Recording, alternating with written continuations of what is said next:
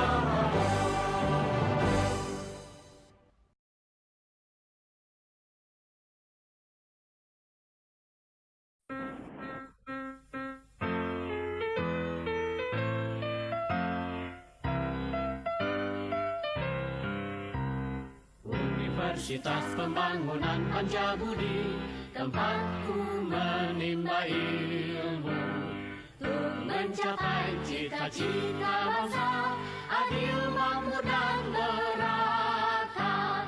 Kami putra-putri Pancabudi, tekun belajar serta berbakti, amalkan ilmu, giat berkarya, membangun Indonesia.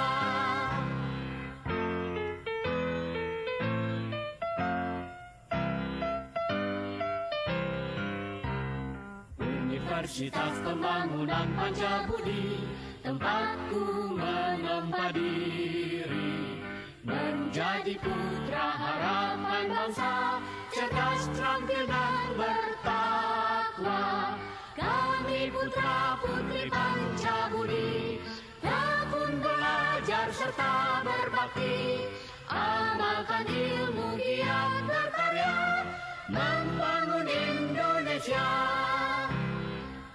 mengamalkan ilmu giat berkarya membangun Indonesia.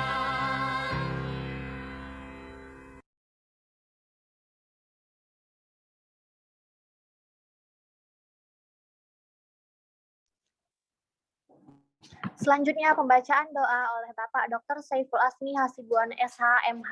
Dipersilakan dengan segala hormat.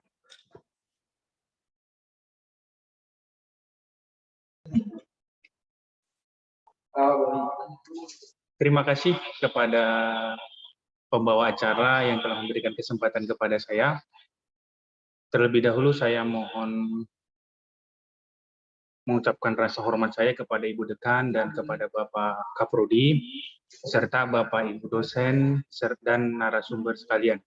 Izin para hadirin semuanya, dalam hal ini saya akan memandu jalannya pembacaan doa.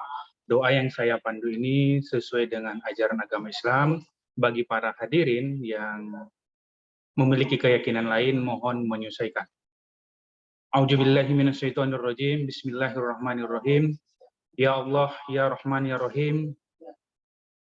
Terima kasih ya Allah atas segala karunia dan nikmat yang Kau berikan kepada kami ya Allah. Ya Allah, ya Rahman, ya Rahim.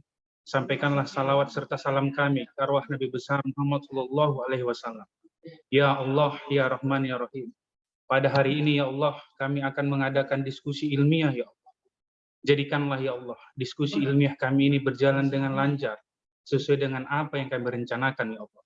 Ya Allah, ya Rahman, ya Rahim, jadikanlah diskusi ilmiah kami ini ya Allah, menjadi penambah khasanah ilmu pengetahuan kami, menjadi bekal kami ya Allah untuk berbakti, dan menjadi bekal kami ya Allah untuk lebih dekat denganmu ya Allah. Ya Allah, ya Rahman, ya Rahim, jadikanlah ya Allah diskusi ilmiah kami ini ya Allah menjadi asbab hidayah bagi seluruh alam ya Allah, untuk lebih dekat kepadamu ya Allah, untuk lebih menjunjung tinggi serta lebih mengamalkan ajaran agamamu ya Allah. Ya Allah, ya Rahman, ya Rahim, jadikan ya Allah kami yang hadir pada kegiatan diskusi ilmiah ini ya Allah menjadi hamba-hambamu yang dekat kepadamu ya Allah, dan selalu istiqomah menjalankan segala perintahmu ya Allah. Ya Allah, ya Rahman, ya Rahim.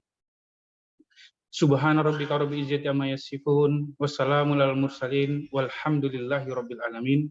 Saya kembalikan kepada kakak pembawa acara. Baik, acara selanjutnya kata sambutan oleh Ibu Dr. Oni Medalin SH MKN selaku Dekan Fakultas Social Science. Dengan segala hormat kami persilahkan. Bismillahirrahmanirrahim. Assalamualaikum warahmatullahi wabarakatuh. Assalamualaikum warahmatullahi wabarakatuh. Alhamdulillah, berarti suara saya terdengar dengan baik karena ada yang menjawab salamnya.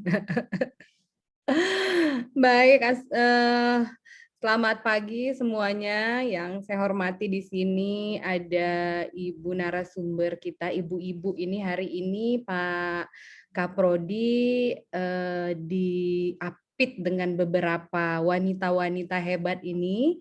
Yang pertama Ibu narasumber yang saya hormati Ibu Vivi Adianti SE adalah perwakilan bagian ekspedisi muatan kapal laut PT Kim. Selamat pagi Ibu. Ya, ini alumni ya Ibu ya, izin. Ya, mantap. Kemudian juga ada Ibu dosen kita, Ibu dosen dari Prodi Ekonomi Pembangunan. Ini narasumber yang kedua, ada Ibu Dewi Maharani Rangkuti, SE, MSI. Selamat pagi Ibu Dewi. Pagi, Bu. Pagi. Kemudian ada Ibu moderator, ada Ibu Wahyu Indah Sari, SMSI, juga sudah hadir. Ya, MC-nya juga ini mahasiswa ya dari Ekonomi Pembangunan. Kemudian yang saya hormati yang sangat luar biasa Bapak Kaprodi Ekonomi Pembangunan, Bapak Dr. BE ya, itu Ya, nama Bu. kerennya. Terima kasih Bu Dekan. Dr. BE, Bapak Ibu dosen yang berhadir di sini, Bapak Ibu Kaprodi juga ada di sini, adik-adik mahasiswa yang saya banggakan. Alhamdulillah kita ucapkan pada hari ini kepada Allah Subhanahu wa taala yang telah memberikan rahmat karunia hidayah berkahnya kepada kita sehingga sama-sama kita selalu menikmati apa yang diberikan kepada kita dan mensyukurinya sebagai nikmat Allah yang tak terhingga. Dan pada hari ini juga hari yang sangat luar biasa juga sebenarnya kita melaksanakan diskusi ilmiah yang kita ketahui diskusi ilmiah ini adalah tahap pertama untuk dilanjutkan mungkin dengan kajian ya, kerangka kajian penelitian. Kalau di ekonomi pembangunan ini sebenarnya saya tidak hakul yakin sebenarnya ya punya potensi SDM yang luar biasa sebenarnya. Kalau saya rasain dosen-dosennya luar biasa sekali. Jadi kalau udah diskusi ilmiah itu lanjutnya adalah kerangka acuan kerja itu kayaknya ya sudah di apalah ya, sudah biasalah dikerjakan oleh dosen-dosennya, karena saya tahu dosen-dosen di EP ini rajin-rajin sekali ya, panutan sama dosen-dosen di prodi yang lain yang saya tahu.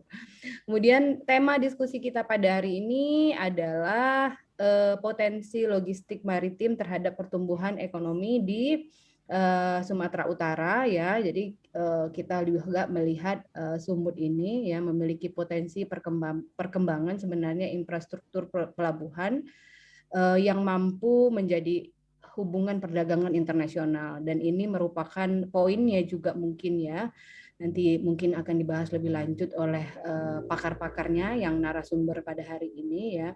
Jadi ke arah hubungan internasional yang memang pertumbuhan diharapkan sebenarnya mungkin terjadinya pertumbuhan khususnya di Sumatera Utara. Kalau saya sebenarnya menarik sekali nih tema-tema yang diusung oleh ekonomi pembangunan ini, walaupun mungkin secara general tapi merupakan tema-tema yang menarik untuk dikaji karena melihat dari potensi-potensi ekonomi secara makro. Selama saya menjadi dekan ini saya banyak gitu ya belajar tentang ekonomi ya, apalagi dari Pak BE ini. Pak BE ini luar biasa, pemikirannya ini luar biasa, kadang-kadang ditunggu-tunggu ide-ide suasana akademiknya yang tak terduga, taunya ada saja yang menurut saya sangat menarik, dan ini menjadi poin sebenarnya bagi mahasiswa terutamanya ya, melihat kajian-kajian yang layak nantinya untuk dijadikan suatu penelitian ya. Jadi kalau saya tetap mengarahkan suasana akademik ini adalah merupakan suasana yang ditujukan khususnya bagi sivitas akademika yang ada di Pancabudi, terutamanya adalah mahasiswa yang dalam hal ini kita melihat kajian keilmuan itu tidak hanya dari dosen internal saja, tapi juga orang-orang yang punya potensi besar, yang punya fokus di bidangnya yang berkaitan dengan tema-tema dari suasana akademik. Nah, maka dari itu suasana akademik ini harusnya bisa dimanfaatkan lebih baik lagi untuk para mahasiswa tentunya untuk melihat ranah kajian ekonomi itu secara lebih lebih holistik lagi sebenarnya, tidak terbatas dari kajian yang ada di bangku perkuliahan. Maka dari itu khususnya untuk adik-adik mahasiswa ini dijadikan momen ya, walaupun ini suasana liburan ini ya mungkin ya, tapi ya liburan harus diisi juga dengan kegiatan-kegiatan yang positif gitu ya. Nah, untuk melihat kegiatan yang diusung setiap kaprodi ini menjadi kegiatan yang bermanfaat, baik peningkatan keilmuan maupun mungkin nanti diambil untuk tema-tema tugas akhir. Sekali lagi saya mengucapkan terima kasih sebesar-besarnya dan salam hormat saya untuk para narasumber yang sudah berkenan meluangkan waktunya berbagi ilmu, berbagi kesempatan untuk membuka cakrawala dan wacana para sivitas akademika khususnya yang ada di Fakultas Social Science. Dan untuk Bapak Kaprodi, terima kasih Bapak udah buat tema-tema yang sangat menarik yang kita akan dengarkan pada kesempatan pagi ini. Mungkin itu saja dari saya. Salam sehat semuanya. Sekali lagi terima kasih. Billahi taufiq wa hidayah. Assalamualaikum warahmatullahi wabarakatuh. Tuh. Baik, acara selanjutnya kata sambutan oleh Bapak Dr. Baktiar Effendi SE MSI selaku Kaprodi Ekonomi Pembangunan. Dengan segala hormat kami persilakan. Ya, terima kasih Nadia sebagai MC. Assalamualaikum warahmatullahi wabarakatuh. Ya, salam sehat, selamat pagi, salam sejahtera buat kita semua. Yang kami hormati Bu Dekan, yang tadi saya lihat senyum-senyum, ternyata mungkin beliau senyum-senyumnya melihat Bang Ipul ini, ada Ustadz baru yang bacaan doanya sangat bagus. Terima kasih Bang Ipul, Kaprodi Hukum, yang sudah berkolaborasi dengan kami. Yang saya hormati juga ada Bu Rahima dan Bapak Ibu dosen dari Pasosa. Kemudian yang saya hormati adik-adik mahasiswa yang kami banggakan pada hari ini untuk melanjutkan diskusi ilmiah. Memang ini sesi yang agak spesial. Kenapa demikian? Karena kita menghadirkan alumni. Mungkin ada pertanyaan, kenapa masih alumni yang menjadi narasumber pertama, dosennya menjadi narasumber kedua? Ini memang universitas memberikan kesempatan kepada alumni kita yang bekerja di perusahaan manapun yang masih memiliki punya kemampuan secara akademik untuk berbagi pengalaman, tentu tetap berhubungan dengan mata kuliah yang ada di prodi masing-masing. Nah, pada pagi hari ini Ekonomi Pembangunan menghadirkan alumni PP Adianti SE yang saat ini juga sedang mengambil S2 di Magister Ekonomi Pembangunan Pancabudi.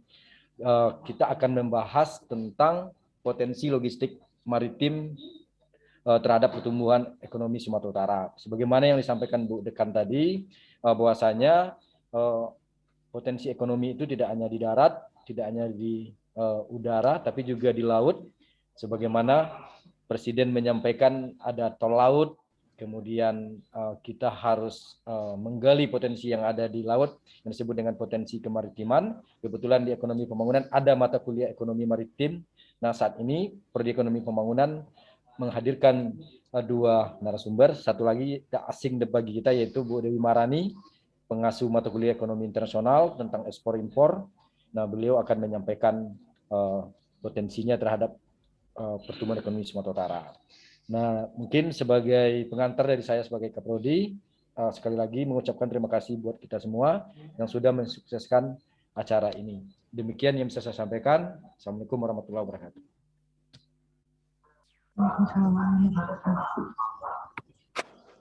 Selanjutnya masuki acara inti, yaitu pemaparan materi oleh narasumber sekaligus diskusi dan tanya jawab yang dipandu langsung oleh moderator, yaitu Ibu Wahyu Indasari SE MSI dengan profil singkat sebagai dosen Ekonomi Pembangunan Universitas Pembangunan Pancabudi di bidang konsentrasi makroekonomi, ekonomi moneter dan ekonomi internasional.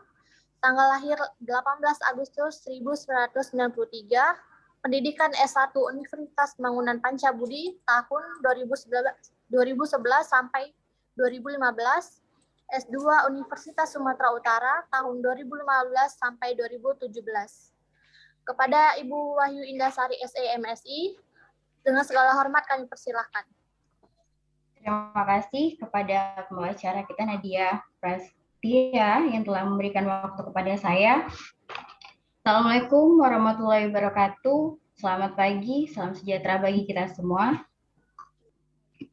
Puji dan syukur kita panjatkan kehadirat Allah Subhanahu wa Ta'ala karena atas berkah, rahmat dan hidayahnya kita dapat hadir dalam acara diskusi ilmiah Prodi Ekonomi Pembangunan dengan tema potensi logistik maritim terhadap pertumbuhan ekonomi Sumatera.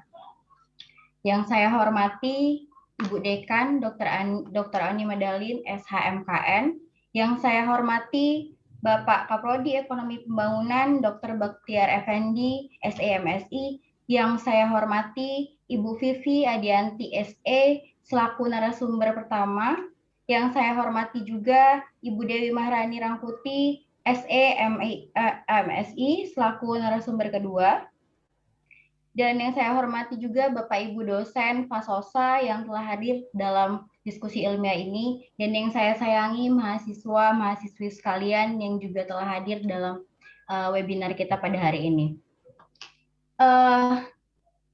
Kita akan membahas materi ini dari dua peneliti tadi, yaitu yang pertama adalah Ibu Vivi Adianti dengan profil beliau ternyata alumni daripada Universitas Pembangunan Pancabudi, dan di mana juga Ibu Vivi ini merupakan mahasiswa terbaik atau lulusan terbaik dari Pancabudi Program Ekonomi Pembangunan dengan IPK 3,89. Nah, beliau juga sedang melanjutkan S2 di Magister Ekonomi Pembangunan di Unpad. Lalu beliau juga merupakan perwakilan bagian ekspedisi muatan kapal laut PT Kim. Nah, kepada Ibu Pipi, saya persilakan untuk memaparkan materinya, Bu. Terima kasih. Terima kasih, Ibu Moderator. Maaf, suara saya kedengaran? Terdengar, Bu. Assalamualaikum warahmatullahi wabarakatuh. Selamat pagi, salam sejahtera bagi kita semua. Yang saya hormati, Fakultas Social Science Universitas Pembangunan Pancabudi, Bapak Kaprodi Ekonomi Pembangunan Universitas Pembangunan Pancabudi, Ibu Dewi Maharani Rangkuti, dosen saya sekaligus narasumber pada hari ini, seluruh Bapak Ibu dosen yang hadir pada diskusi ilmiah hari ini, serta audiens yang sudah bergabung dalam diskusi ilmiah kita. Baik, sebelumnya boleh share screen-nya.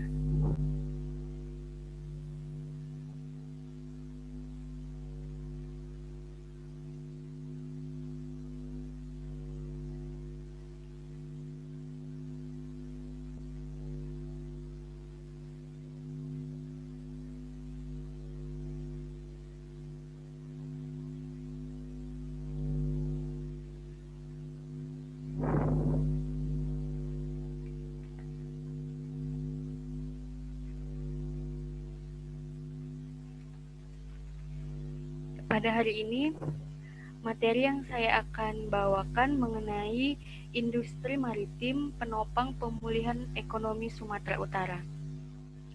Berdasarkan tema diskusi ilmiah kita, industri maritim yang akan dibahas adalah mengenai logistik maritim.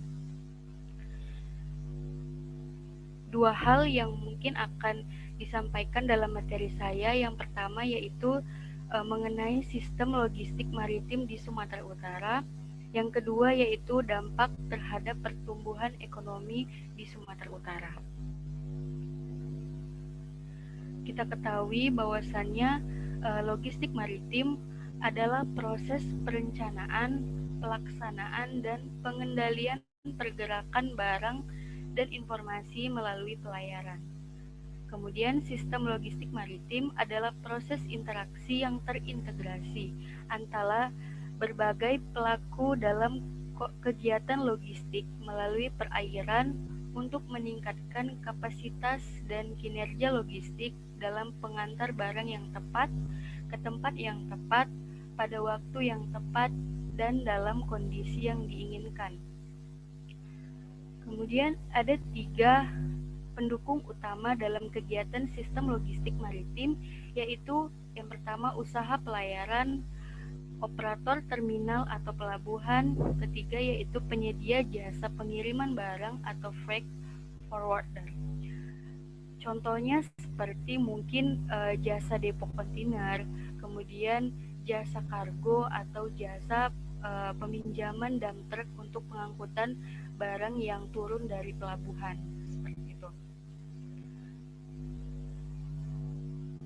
Kemudian ada fungsi utama dan kegiatan pendukung logistik maritim. Fungsi utama dari pengiriman yaitu memindahkan kargo dari pelabuhan ke pelabuhan. Kemudian fungsi utama pelabuhan atau terminal operation yaitu pengiriman, penerimaan, bongkar atau muat kargo, bongkar muat menghubungkan ke transportasi darat. Ketiga yaitu kargo penelusuran, ada pemesanan kapal dan mempersiapkan dokumen yang diperlukan untuk pengangkutan laut dan perdagangan dan atas nama pengirim. Kemudian kegiatan pendukung dari pengiriman yaitu dokumentasi yang berkaitan dengan perdagangan laut, pelacakan kontainer, dan informasi layanan intermoda. Kemudian dari pelabuhan atau atau terminal operation yaitu pergudangan, menawarkan pusat distribusi, pengujian, majelis, dan memperbaiki. Kemudian dari kargo penelusuran ada manajemen persediaan, pengemasan, dan pergudangan. Ada 5 komponen yang termasuk dalam sistem logistik maritim, yaitu yang pertama pengirim, kemudian pelabuhan asal, lalu pelayaran, kemudian pelabuhan tujuan dan disampaikan oleh penerima. 5 aspek ini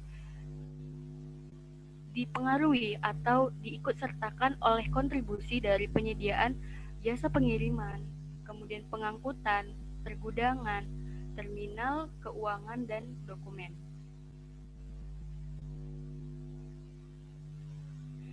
Ketika berbicara tentang logistik maritim di Sumatera Utara, tentunya kita akan berpengaruh atau kita akan menceritakan tentang Pelabuhan Indonesia atau Pelindo.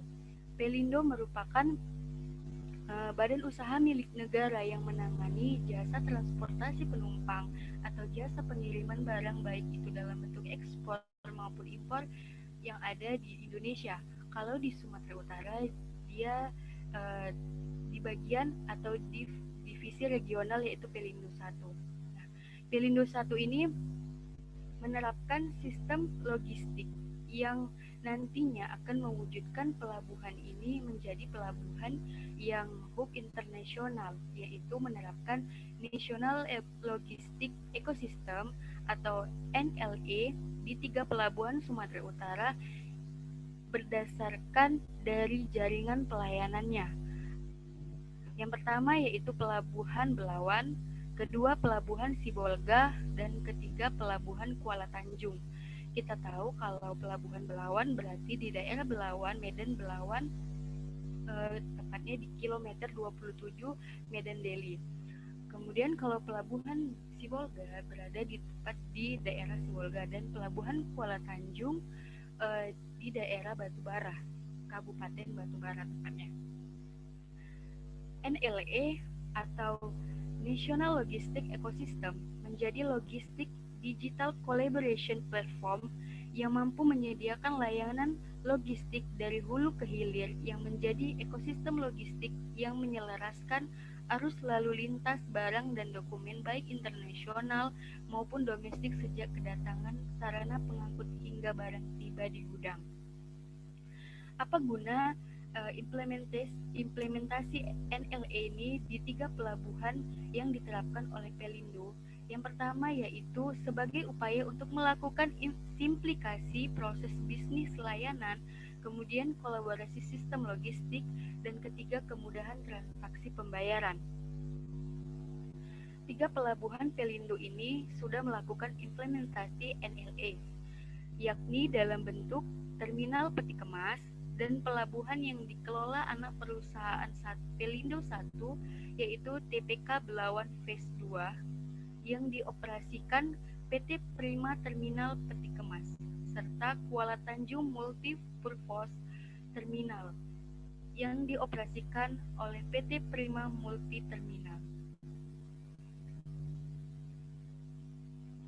Kita lihat ada 24 pelabuhan strategis tol laut, salah satunya yaitu Belawan atau Kuala Tanjung. Pelabuhan Belawan dan Kuala Tanjung merupakan pelabuhan hub, artinya memiliki jaringan pelayaran yang sudah sangat strategis. Kenapa? Karena Kuala Tanjung berdekatan langsung dengan Selat Malaka. Oleh karena itu, ketika perdagangan internasional atau bisnis internasional melalui moda transportasi laut itu sangat mudah dilakukan di pelabuhan Kuala Tanjung tersebut. Maka dari itu, perusahaan BUMN Pelindo 1 itu langsung mengimplementasikan platform logistik digital tersebut, yaitu NLE, di Pelabuhan Kuala Tanjung.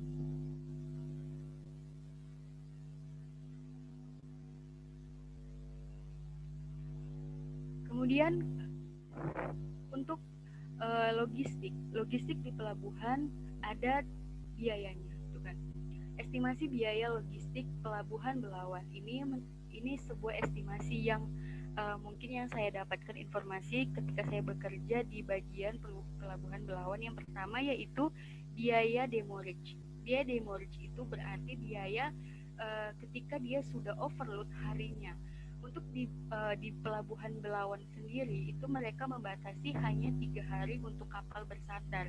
Selebihnya dari 3 hari tersebut pihak pelayaran akan mengenakan biaya demurrage kurang lebih 50 sampai 100 juta per harinya. Kemudian biaya peti kemas yaitu 25.000 per hari.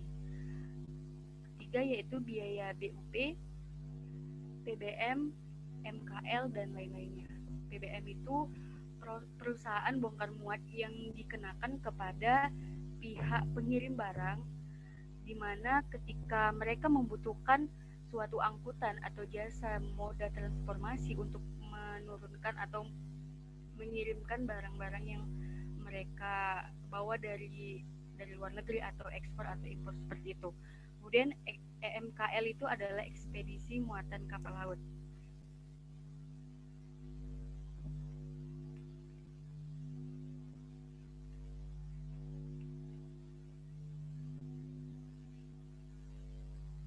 Lalu, apa dampak terhadap pertumbuhan ekonomi di Sumatera Utara?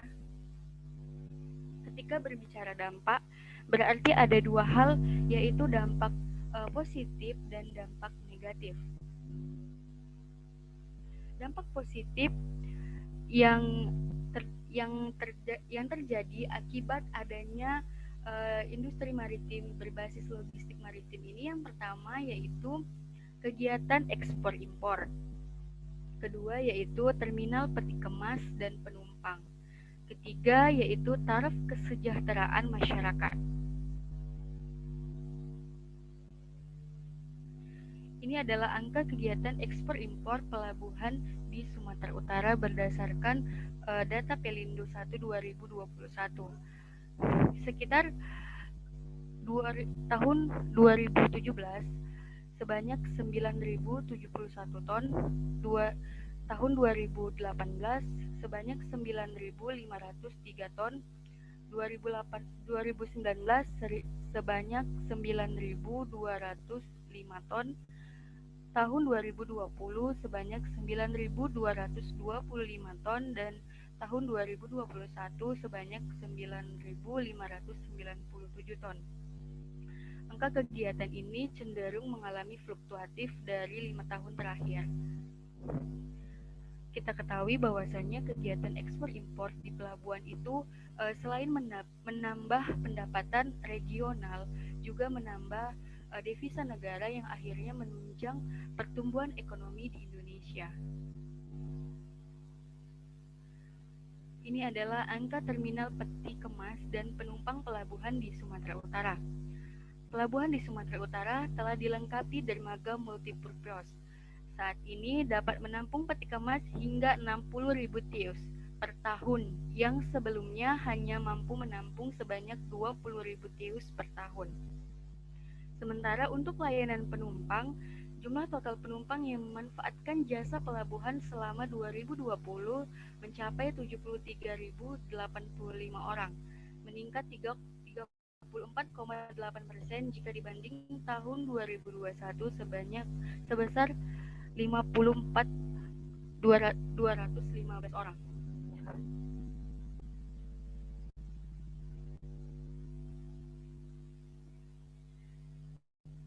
Kemudian taraf kesejahteraan masyarakat. Kesejahteraan masyarakat ini cenderung berpatokan pada indeks pendapatan per kapita. Kota Medan merupakan penyumbang perekonomian terbesar di Sumatera Utara. Berdasarkan data Badan Pusat Statistik (PDRB) atas dasar harga berlaku, kota tersebut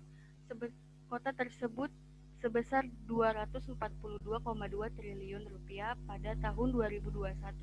Nilai tersebut setara 30% dari total PDRB Sumatera Utara sebesar 811,3 triliun.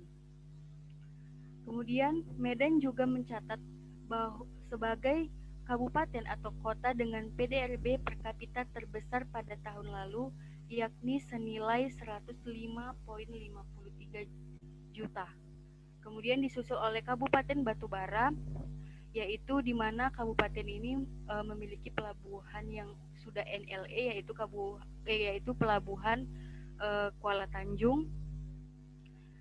Kabupaten ini berada di urutan kedua dengan PDRB per kapita 83,28 juta dan Kabupaten Labuhan Batu Selatan di posisi ketiga dengan PDRB per kapita 81,78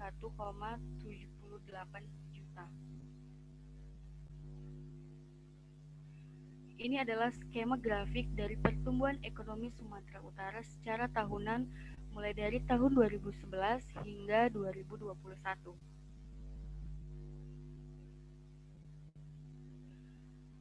Berdasarkan PDRB atas dasar harga berlaku, ekonomi Sumatera Utara tercatat sebesar 218,46 triliun pada kuartal 3 2021. Angkanya naik 7,2% dibandingkan pada kuartal 3 sampai 2020 yang sebesar 203,81 triliun. Nilai itu tumbuh 3,67% dibandingkan pada periode yang sama tahun sebelumnya.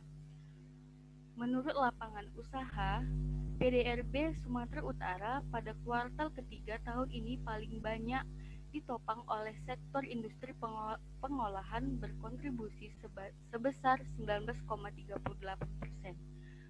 Kontribusi ekspor barang dan jasa yang telah dikurangi impor sebesar 9,9%.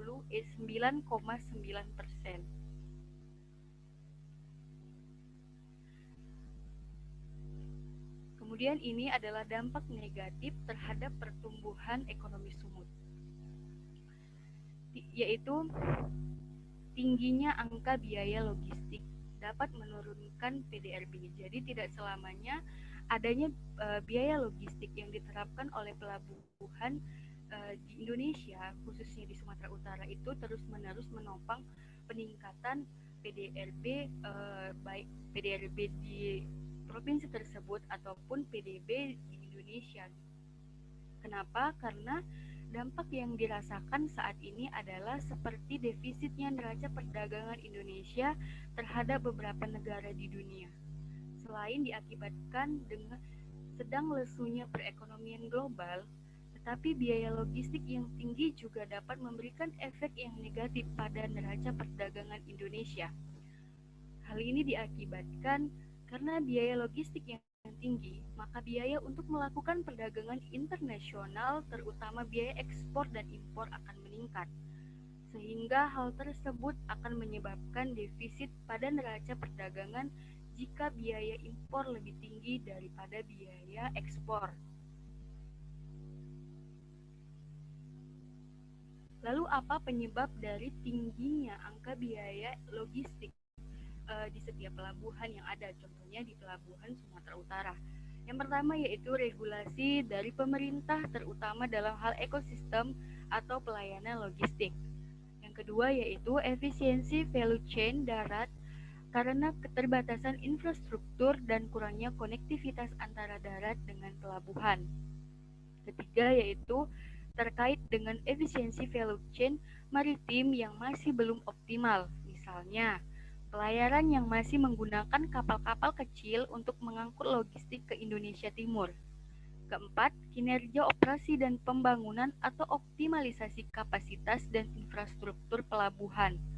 Kelima, supply dan demand yang tidak seimbang karena masih terpusat di Pulau Jawa.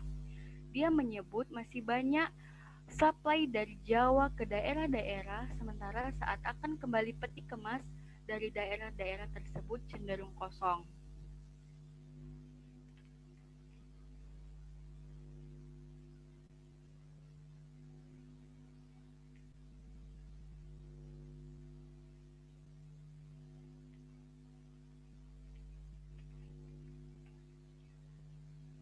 Kemudian rekomendasi kebijakan yang dipilih untuk menekan biaya logistik maritim yang tinggi di wilayah kepulauan Provinsi Sumatera Utara, yaitu yang pertama, meningkatkan alokasi anggaran subsidi untuk biaya operasional kapal yang melayani jalur pelayaran ke wilayah pulau-pulau kapal tol laut untuk menunjang pertumbuhan ekonomi. Pembangunan tol laut itu di setiap pelabuhan dilihat dari pelayaran di pelabuhan tersebut.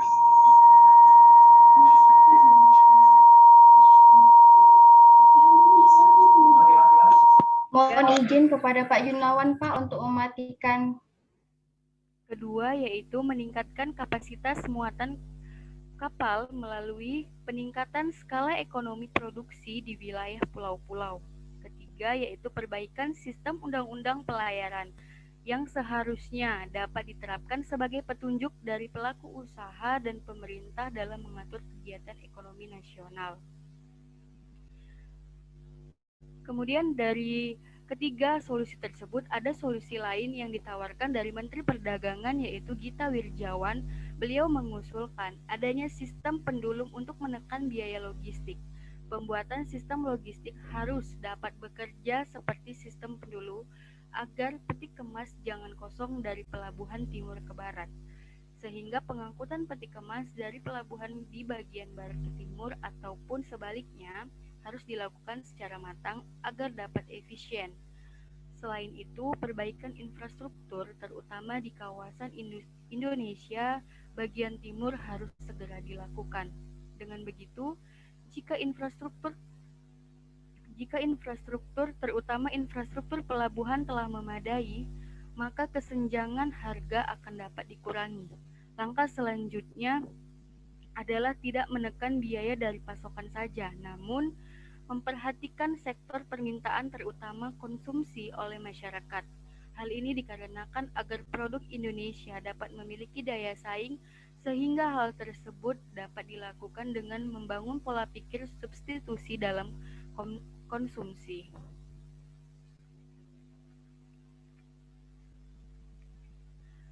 Selain itu, kita ketahui bahwasanya Indonesia sudah memiliki kesepakatan perdagangan bebas antara beberapa negara, yaitu terutama negara ASEAN, yang memiliki efek negatif jika biaya logistik itu terus menaik.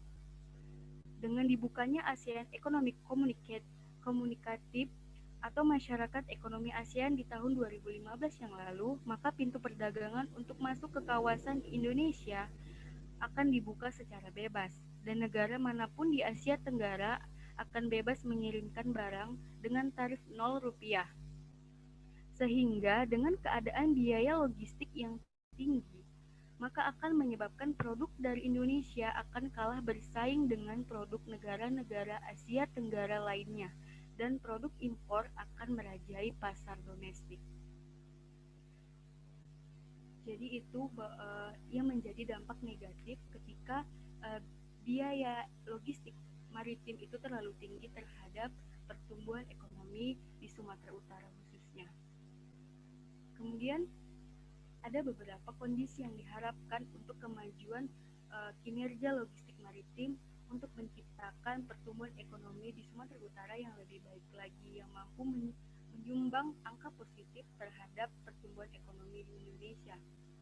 Yang pertama yaitu pemantauan indikator kinerja logistik maritim, tercapainya kesepakatan indikator kinerja sistem logistik maritim, terwujudnya platform yang dapat memantau indikator kinerja secara berkala, kemudian peningkatan kinerja logistik maritim, yaitu terwujudnya pelaku-pelaku yang bertanggung jawab dan mampu melakukan perbaikan kinerja, terwujudnya pelaku atau agen yang profesional. Ketiga yaitu peningkatan indeks kinerja logistik di Indonesia, yaitu logistik maritim yang efisien dan produktif.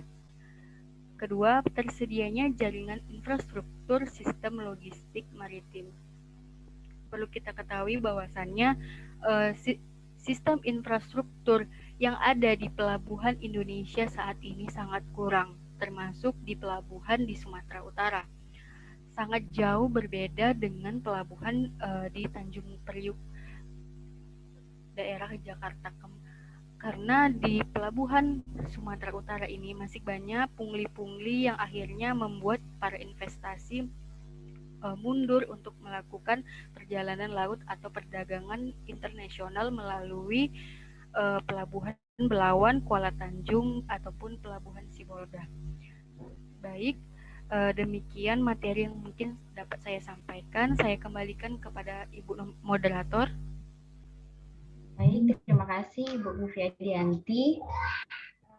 Selanjutnya, untuk sesi tanya jawab nanti setelah selesai pemateri kedua.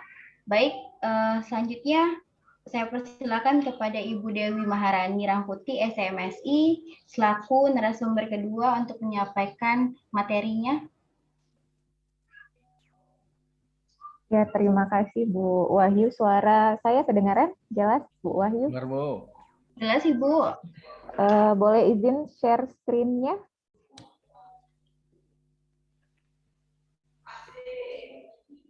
Saya share screen-nya sendiri aja ya, dari laptop sendiri aja.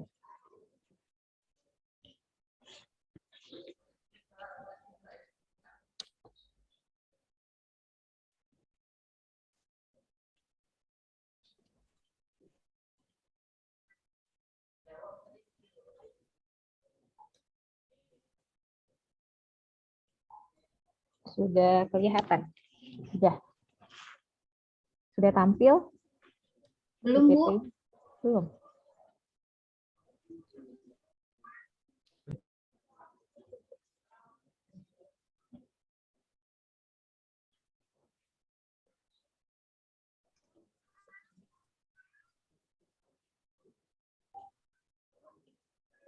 Nih, sudah belum?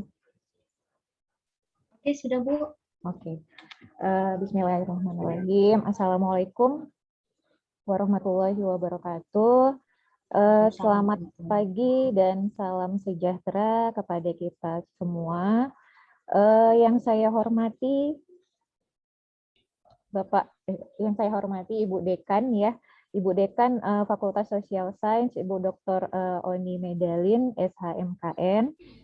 Yang saya hormati Bapak Ketua Program Studi Ekonomi Pembangunan, Bapak Dr. Bakhtiar Effendi, SE MSI.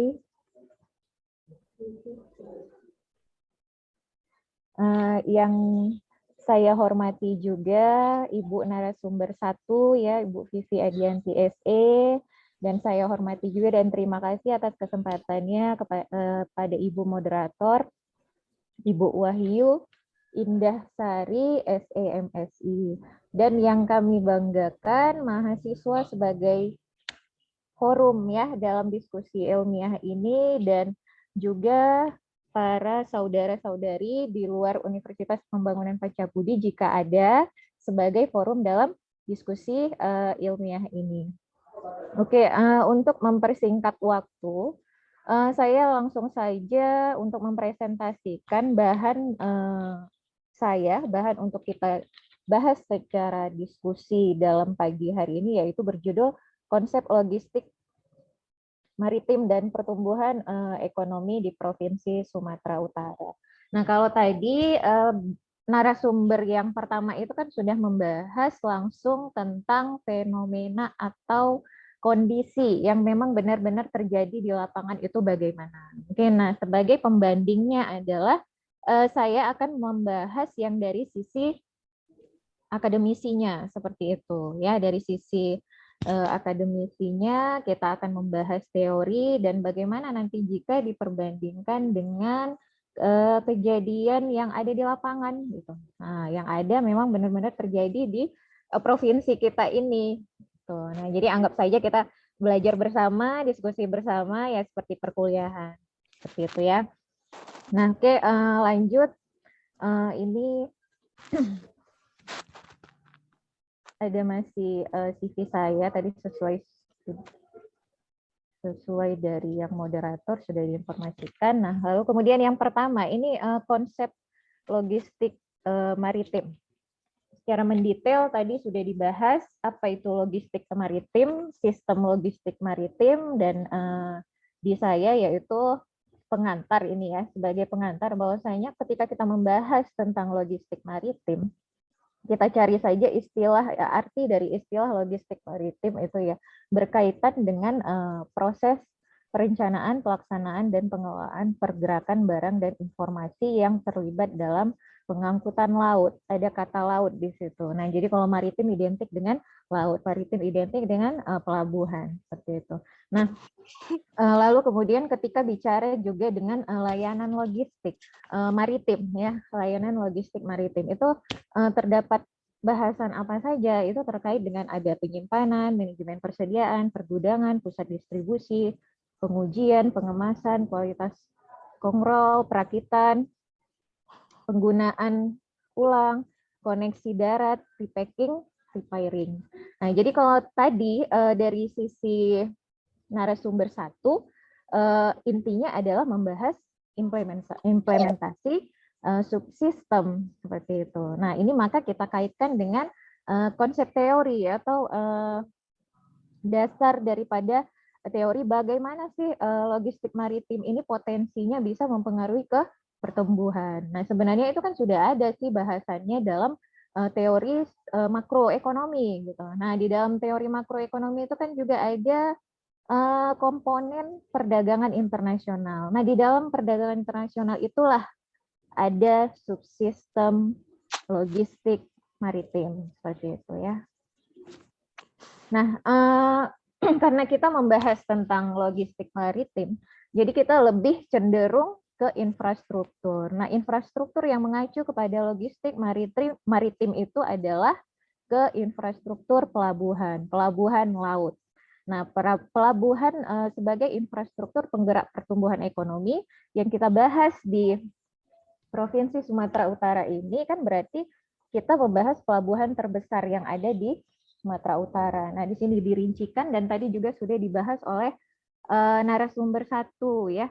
Nah, di sini ada Pelabuhan Belawan, yaitu berada di Kota Medan, Pelabuhan Kuala Tanjung ada di Batubara, lalu kemudian ada Pelabuhan Sibolga yang berada di Sibolga, Pelabuhan Angin Gunung Sitoli ya berada di Gunung Sitoli, lalu kemudian ada Pelabuhan Bom Tanjung Tiram di Batubara, dan Pelabuhan Tanjung Balai Asahan, yaitu berada di Kota Tanjung Balai. Nah, keenam ini menjadi poin penting dalam pembahasan pelabuhan laut dari proses logistik maritim sebagai infrastruktur penggerak pertumbuhan. Yang kita tahu dari hasil riset yang namanya infrastruktur itu kan pasti satu dari penggerak pertumbuhan ekonomi. Satu tapi perannya besar seperti itu. Nah, jadi apa saja yang ada di Sumatera Utara, pelabuhan terbesarnya itu kita wajib tahu. Nah, karena Sumatera Utara ini kan provinsi yang terbesar di Sumatera ya, di Pulau Sumatera. Kita punya 33 kabupaten kota, lalu kemudian sumber dayanya luar biasa, melimpah, lalu kemudian hadir lagi infrastruktur yang semakin ada perubahan, perkembangan. Nah, nanti akan dibahas juga pembangunan baru, yaitu kawasan ekonomi khusus yang ada kaitannya dengan logistik maritim tadi, seperti itu. Nah, ini juga ada kawasan ekonomi khusus yang saya maksud tadi. Ketika kita sudah membahas infrastruktur pelabuhan laut tadi, maka timbul yang sekarang ada istilah KEK untuk Seimangkin. Jadi bisa diakses melalui website www.kek.go.id. Itu merupakan situs resmi ketika sudah hadirnya kawasan ekonomi khusus Seimangke ini. Di situ banyak informasi yang yang bisa kita dapatkan terkait kawasan ekonomi khusus. Nah, jadi ketika ada infrastruktur pelabuhan laut terkoneksi atau terintegrasi satu sama lain, nah itu juga termasuk bahasannya akan sebab lahirnya kawasan ekonomi khusus ini sebagai pendorong. Nah, konsep kawasan ekonomi khusus ini yang seperti apa? Baiknya dibaca dulu atau dilihat dulu, dikunjungi. Di situ kita bisa paham sebagai informasi profilnya seperti apa. Di sana juga menjadi ladang investasi, di sana juga ada peluang untuk fasilitas publik kan diberikan kepada masyarakat.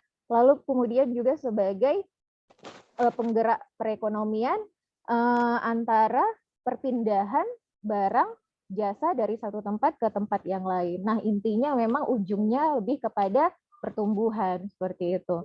Nah, jadi ketika kunjungi websitenya nanti ada juga seperti ini. Kita lihat infrastruktur yang terintegrasi itu di dalam kawasan ekonomi khusus ini seperti apa yang di Semangke itu. Nah, ini bagian kutipan yang saya ambil di website. Nah, inilah yang terlihat terintegrasi tadi.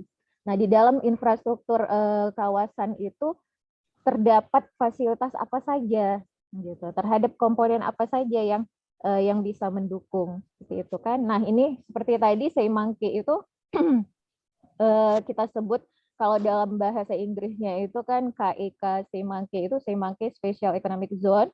Nah, di situ ada industrial zone, di situ ada logistik zone, tourism zone, public facilities. Nah, ini kan kalau industrial zone ini kan merupakan kalau kawasan industri. Kawasan industri itu kan salah satu juga penggerak perekonomian, penggerak aktivitas perekonomian. Kenapa? Di sana ada proses produksi, ya kan, dari hulu ke hilir gitu. Itu kan ketika kita belajar produksi, teori produksi kan seperti itu ya. Nah, ada logistik zone. Nah, logistik zone ini ya termasuk daripada yang kita bahas ini. Gitu. Ada sistem logistiknya di situ.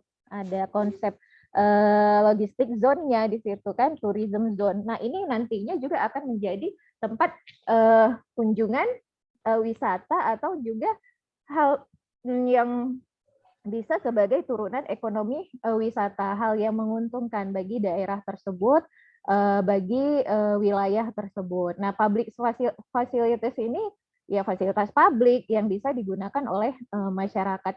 Artinya memberikan multiplier efek, beberapa efek itu kan Semangke Special Economic Zone ini, KEK ini kan tentu menguntungkan kan, menguntungkan daerah regional yang dimaksud yaitu Provinsi Sumatera Utara, lebih terspesifik terkhususkan pada si daerah atau kawasan terdekat dari Semangke ini, seputarannya seperti itu ya. Nah, kawasan ekonomi khusus Semangke ditetapkan melalui peraturan pemerintah nomor 29 tahun 2012. Nah, jadi kalau kita belum tahu di mana posisinya, belum tahu apa guna dari Semangke ini, 2012 ke 2000, sekarang 2000 berapa? 2022. Gitu. Nah, sudah hampir mau 10 tahun kan? Ya kan, ini masih di awal tahun 2022. Seharusnya kita sudah tahu karena itu memang sudah berada di dalam provinsi kita pada tanggal 27 Februari 2012 dan merupakan KEK pertama di Indonesia yang telah resmi beroperasi oleh Presiden Joko Widodo pada 27 Januari 2015. Nah, ini orang ekonomi pembangunan, anak ekonomi pembangunan, kalau untuk kawasan ekonomi itu harus paham kenapa ada klaster-klaster seperti ini, ada istilah-istilah seperti ini, seperti itu kan. KEK Semangke yang berlokasi di Provinsi Sumatera Utara memiliki kegiatan utama berupa industri pengolahan kelapa sawit, pengolahan karet, pariwisata, dan logistik. KEK Semangke difokuskan untuk menjadi pusat pengembangan industri kelapa sawit dan karet hilir berskala besar dan berkualitas internasional. Nah, selain juga regional, nasional juga internasional seperti itu. Nah, jadi yang terintegrasi seperti ini sangat mendorong pertumbuhan, gitu kan. Nah, tentu juga membutuhkan ada kaitannya dengan logistik maritim. Kenapa? Karena di dalamnya juga ada hal yang menyangkut tentang proses pendistribusiannya seperti itu. Oke, komponen pertumbuhan ekonomi. Kalau kita bahas tentang pertumbuhan ekonomi, tidak lepas dari teori makro ya. teori makroekonomi, yaitu teori pertumbuhan. Nah, teori pertumbuhan ada teori Keynes, komponen daripada pertumbuhan itu ada konsumsi, investasi, pengeluaran pemerintah, ekspor, dan impor. Nah, perdagangan internasional ini tentu yang kita bahas dalam logistik maritim kaitannya, gitu. Kenapa? Di dalam perdagangan internasional, salah satu prosesnya itu ya pasti ada melalui laut, gitu, melalui pelabuhan laut, melalui angkutan laut seperti itu, baik bongkar muat, perpindahan barang dan lain sebagainya gitu. Apalagi kalau sudah jangankan antar Indonesia gitu ya, antar pulau di Indonesia, karena Indonesia ini tersebar luas ya, banyak pulau-pulaunya aja sebenarnya sudah cukup ramai aktivitas perdagangannya dari Sabang sampai Merauke gitu. Tapi kalau sudah kaitannya dengan perdagangan internasional, dan di situ juga karena kita menganut sistem perekonomian terbuka, ya tentu juga harapannya adalah ramai aktivitas perdagangan internasional. Nah, ketika ramainya aktivitas perdagangan internasional ini tentu mendorong daripada pertumbuhan. Nah, itulah konsep daripada pertumbuhan ekonomi seperti teori Keynes tersebut. Seperti ini ya, model persamaan matematikanya. Nah, dari berdasarkan hasil riset, ketika kita bicara logistik maritim yang tertuju pada perdagangan internasional, itu memang benar berpengaruh pada pertumbuhan. Nah, ketika itu kita sebut berpengaruh terhadap pertumbuhan, tentu kita berbicara berdasarkan data atau hasil riset gitu. Nah, jadi sudah saya rangkum beberapa hasil riset itu memang benar mengatakan bahwasanya perdagangan internasional itu berpengaruh terhadap pertumbuhan ekonomi. Nah, jadi yang logistik maritim dan disampaikan tadi ada perusahaan Indonesia, perusahaan BUMN yang kita sebut Pelindo, ada juga perusahaan swasta, pelayaran, pelabuhan dan lain halnya yang mendukung daripada subsistem bongkar muat, perpindahan barang jasa antar satu daerah atau antar satu negara tadi, itulah yang kita maksud perdagangan internasional itu gitu kan. Nah, secara makro kita membahas ya memang benar dia ada kaitannya dengan pertumbuhan. Di sini ada sekitar 6 yang saya rangkum. Memang benar bahwasanya berdasarkan hasil riset, perdagangan internasional itu berpengaruh terhadap pertumbuhan. Lalu kemudian jika kita bicara dengan infrastrukturnya juga sebagai pendukung daripada logistik maritimnya, juga memang berpengaruh terhadap pertumbuhan seperti itu. Nah, dari hasil risetnya juga dirangkum ini ada 6 hasil riset bahwasanya memang benar infrastruktur itu berpengaruh terhadap pertumbuhan. Nah, infrastruktur itu kan ada juga di dalamnya yang kita maksud itu peran daripada logistik maritim tadi, peran daripada keberlangsungan keberlangsungan dan keberlanjutan proses bongkar muat ya, bongkar muat perpindahan barang jasa antar wilayah, antar negara. Nah, itu sangat mendukung pertumbuhan seperti itu ya. Nah, jika dirangkum ya seperti ini, infrastruktur dengan kaitannya logistik maritim tadi akan memicu pada peningkatan aktivitas perdagangan internasional. Nah, aktivitas perdagangan internasional yang dimaksud yaitu ya ekspor impor, termasuk daripada kalau memang terintegrasi langsung pada pelabuhan yang ada di Sumatera Utara ini, ya tentu akan mendorong peningkatan pertumbuhan provinsi Sumatera Utaranya seperti itu ya. Nah, ini salah satu data yang ditunjukkan dari Badan Pusat Statistik ya, Sumut dalam angka 2 tahun terakhir, data terbaru Sumut dalam angka 2021 ya. Nah, memang sesuai dari yang narasumber sampaikan tadi, salah satu pelabuhan yang ada di Sumut itu kan yang memang Belawan ya, berdasarkan data itu yang menunjukkan volume ekspor yang paling tinggi yaitu pelabuhan Belawan menurut pelabuhan muat ya, volume ekspor menurut pelabuhan muat yang dalam satuannya ton. Ketika dilihat juga ya dalam satuannya US dollar, yaitu nilai ekspornya, pelabuhan muat yang paling tinggi nilainya ya pelabuhan Belawan. Kenapa ini lokasinya di mana pelabuhan Belawan ini? Di Medan. Tadi kan ada 6 yang pelabuhan terbesar. Nomor satunya adalah Belawan tadi, Medan. Kenapa? Karena memang dekat dengan kawasan industri. Nah, hadirnya kawasan industri baru itu sangat mempengaruhi data ekspor yang ada berdasarkan pelabuhan muat. Kalau misalnya kan terdapat kawasan industri di Kota Medan ini yang dekat dengan pelabuhan Belawan. Jadi pendistribusiannya itu cepat gitu. Nah, sehingga itu sangat mendorong daripada volume dan nilai ekspor. Ya, harapannya kan ada pemerataan, ada sebaran yang secara merata. Kalaulah memang ada kawasan industri itu dekat dengan pelabuhan laut, dekat dengan pelabuhan udara sebagai transportasi ya, sebagai infrastruktur yang mendukung pertumbuhan gitu kan. Salah satunya juga bisa kita bilang kalau misalnya kita bicara kawasan industri ini memang kebanyakan di Indonesia, kawasan industri itu memang letaknya pasti kalau nggak di ibu kota provinsi pasti dekat dari kawasan ibu kota provinsinya seperti itu. Nah, oke, sehingga ini kesimpulan ya, saya simpulkan bahwasanya memang logistik maritim yang sudah ada di Provinsi Sumatera Utara menjadi potensi pemanfaatan sumber daya secara penuh. Artinya ketika sudah ada pelabuhan laut gitu kan, sudah ada logistik ya maritim yang memadai gitu kan, sudah ada logistik maritim yang memang mendukung secara berkelanjutan, itu pasti akan meningkatkan pertumbuhan regional dan nanti berujung pada juga ada perannya terhadap pertumbuhan nasional. Nah, implementasi subsistem seperti logistik maritim ini dan yang merupakan proses bongkar muat perpindahan barang yang sangat mempengaruhi daripada proses perdagangan internasional gitu kan.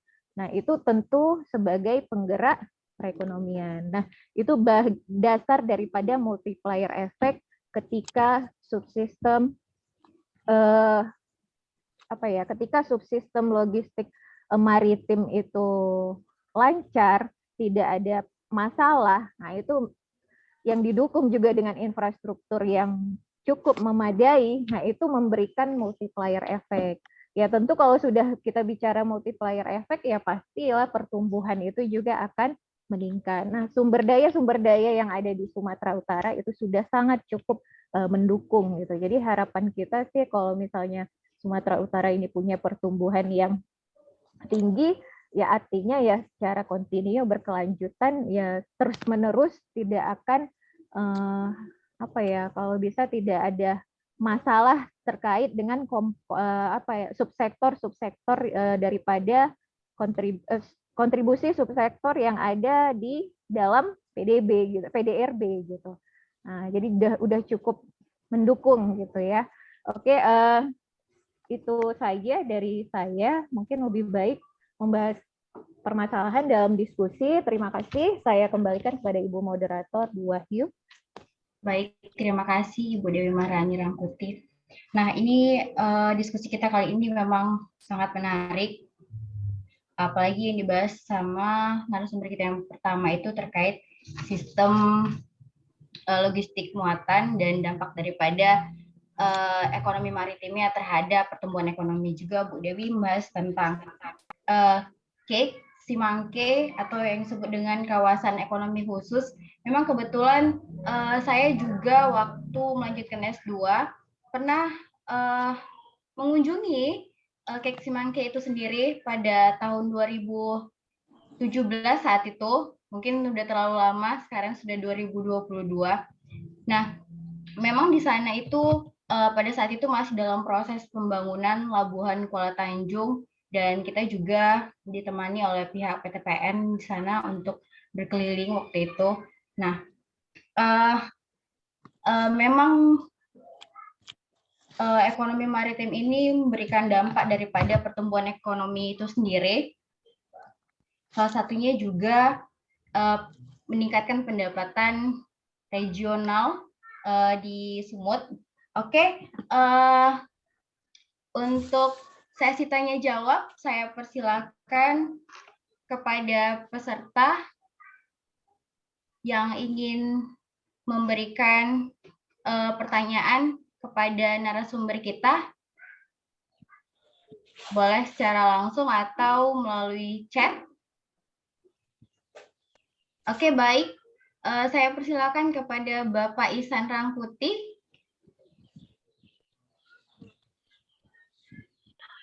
Ya, terima kasih. Assalamualaikum warahmatullahi wabarakatuh. Terima kasih Mbak Wahyu, Bu Wahyu ya. Ada saudara saya juga di sini, Bu.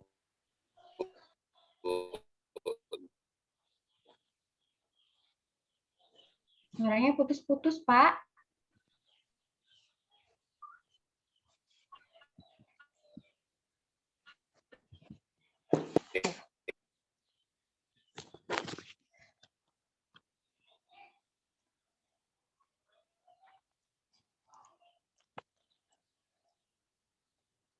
Masih putus-putus, Pak Ihsan, suaranya, Pak.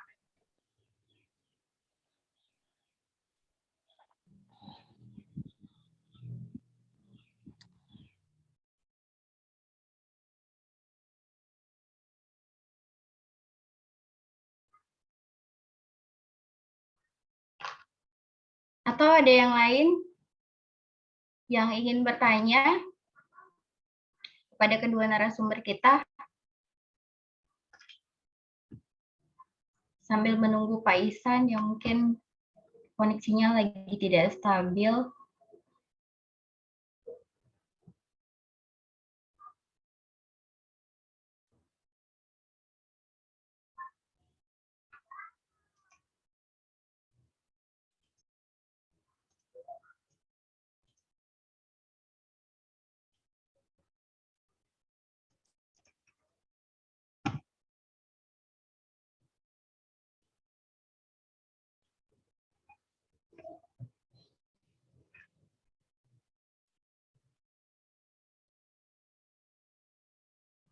Untuk mahasiswa ada yang mau bertanya ini terkait ekonomi maritim, atau mungkin kita nanti bisa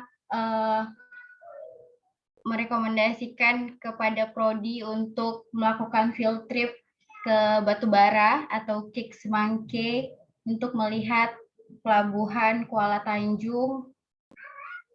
Mungkin kalau selama ini kita sudah tahu KIM, kawasan industri Medan, dan itu yang berdekatan dengan Pelabuhan Belawan, dan juga di sana ada PT Pelindo. Nah, kalau ke Batubara mungkin kita selama ini hanya ke desa binaan kita yang di Tanjung Tiram. Mungkin Pak Prodi nanti bisa mengajak mahasiswa untuk melakukan kunjungan lapangan atau field trip ke Kuala Tanjung. Oke, sambil menunggu yang bertanya, ada yang mau bertanya? Sepertinya sepi sekali.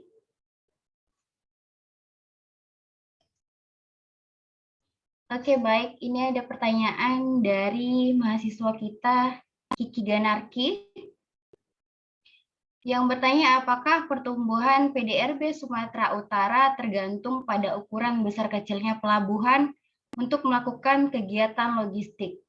Oke, ini bisa dijawab dulu oleh Ibu Vivi. Ibu Vivi? Ya, Ibu.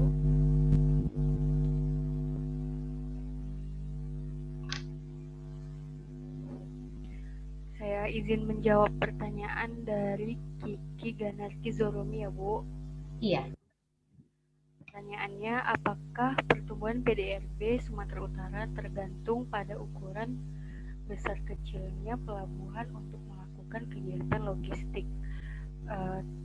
Pertumbuhan PDRB pastinya sangat tergantung pada ukuran pelabuhan ya, karena semakin besar pelabuhan tersebut berarti kegiatan logistiknya juga semakin besar. Ketika kegiatan logistik semakin besar, maka hasil dari pendapatan mereka juga bisa menyumbang ke pendapatan regional Sumatera Utara.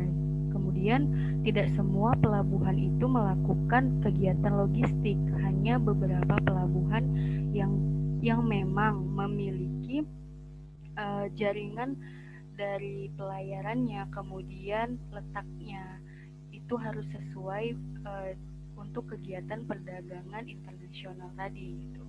Mungkin itu dari saya, Ibu. Oke, baik. Terima kasih, Bu Pipi. Selanjutnya ini ada yang bertanya. Pak Ihsan.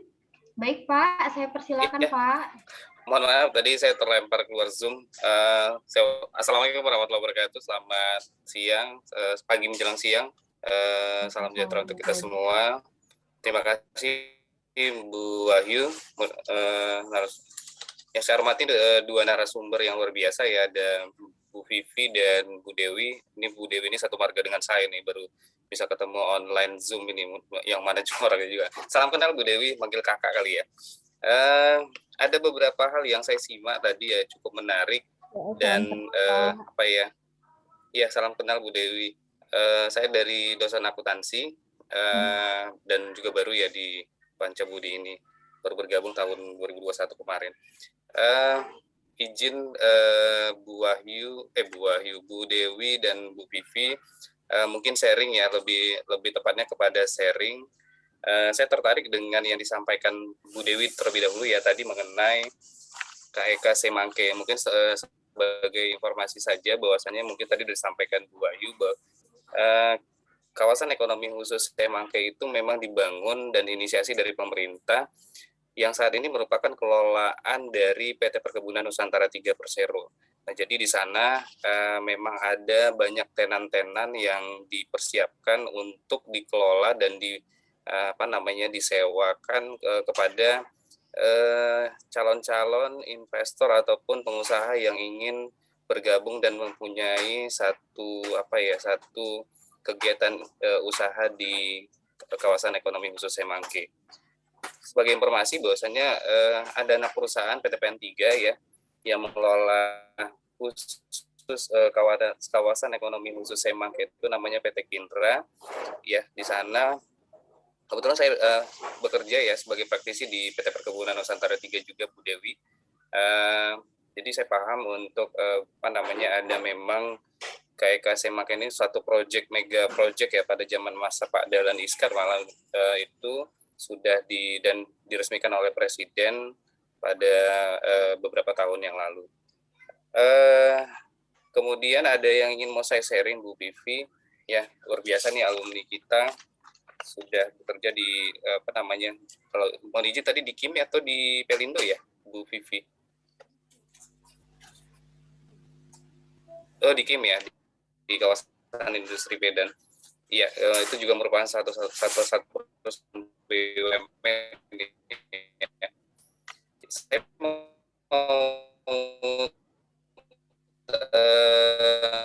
tertarik mengenai pembahasan logistik maritim.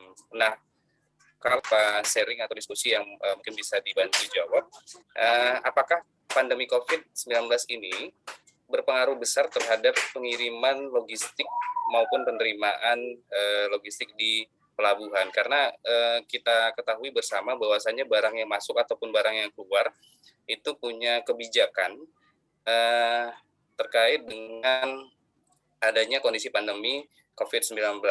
Memang mungkin di tahun 2021 kalau saya lihat tadi grafiknya ada pertumbuhan malah ya di kondisi pandemi itu. Walaupun di tahun 2019 itu 9.205 ton. Sorry kalau saya salah, nanti mungkin ini ekspornya 2020 malah naik 25 ton. 25 ton tadi ya, dan 2021 itu 9.597. Memang kalau 2021 mungkin sudah lebih membaik. Apakah ini punya korelasi negatif atau korelasi positif antara pandemi COVID yang ada dengan ekspor impor yang terjadi di pelabuhan, khususnya mungkin di Sumatera Utara? Mungkin itu satu. Kemudian yang kedua, menarik ya, tadi ada biaya demurrage. Demurrage ini terkait dengan, kalau saya tidak salah ya, terkait dengan adanya labuh kapal atau sandar kapal ya. Saya pun tadi lupa, nanti mohon izin kalau bisa di-clearkan. Apakah terjadi juga pengaruh antara pandemi COVID-19 ini terhadap delay time pembongkar muat? Karena kita ketahui, bukan hanya kita memasuki satu ruangan, satu tempat, itu dilakukan pemeriksaan, bahkan juga mungkin barang-barang ataupun logistik yang masuk dari luar, ya, dari luar. Dan begitu juga mungkin pengiriman dari Indonesia ke tempat yang dituju mungkin negara luar. Nah, apakah itu ada pengaruhnya terhadap keterlambatan pengiriman maupun penerimaan barang? Kemudian yang ketiga, izin ya Bu Dewi atau Bu Pivi mungkin bisa di-joinkan terkait dengan gudang ya, gudang yang ada di pelabuhan. Kondisi pandemi ini apakah berpengaruh terhadap penumpukan barang yang ada? Karena ketika dia tidak lolos untuk keluar seleksi ya dari bebas COVID ataupun barang itu sterilisasinya. Nah, itu apakah terjadi penumpukan barang di gudang? Pastinya memang mungkin gudang pengusaha ya, gudang importir atau gudang eksportir. Nah, apakah itu berpengaruh besar terhadap kondisi pelabuhan? Dan yang terakhir, ya itu mungkin bisa jadi diskusi juga untuk bahan penelitian ya di kita. Tapi kalau saya lihat tadi trennya malah naik ya, bukan malah turun di pandemi ini. Dan yang terakhir, pastinya peran pemerintah dalam hal ini ada bea cukai dan mungkin kontribusi Pelindo, apakah itu bersinergi terhadap kondisi proses logistik yang ada di pelabuhan. Dalam artian mekanismenya seperti apa, dan kalau boleh tahu Bu Vivi, apakah lahan atau pergudangan itu milik swasta ataukah memang punya pemerintah, dalam hal ini Pelindo, yang disewakan atau dikerjasamakan? Itu saja untuk kedua narasumber, mohon izin sifatnya diskusi dan sharing, bukan untuk yang lainnya. Makasih Bu Dewi narasumber, Bu Vivi. Saya kembalikan Bu Ayu, terima kasih. Baik, terima kasih Pak Ihsan atas pertanyaannya. Baik, bisa dijawab oleh Bu Vivi dan Bu Dewi, atau siapa dulu nih? Bu Vivi dulu mungkin ya Bu ya. Terkait dari bongkar muat tadi dan delay time. Baik, terima kasih Pak Ihsan atas pertanyaannya. Izin saya untuk menjawab terkait kegiatan ekspor impor yang ada di pelabuhan sejauh ini setelah masa COVID gitu ya, pandemi COVID, justru barang yang ada atau yang terjadi perdagangan internasional di pelabuhan itu justru malah meningkat gitu, cenderung dengan data yang disampaikan oleh Pelindo tadi yang sudah saya sampaikan di materi saya. Namun yang menurun apa? Yang menurun adalah jumlah penumpang dari transportasi pelayaran tersebut gitu. Karena mungkin mereka berpikir untuk pergi di luar daerah itu mungkin menggunakan regulasi peraturan yang sangat ketat gitu kan.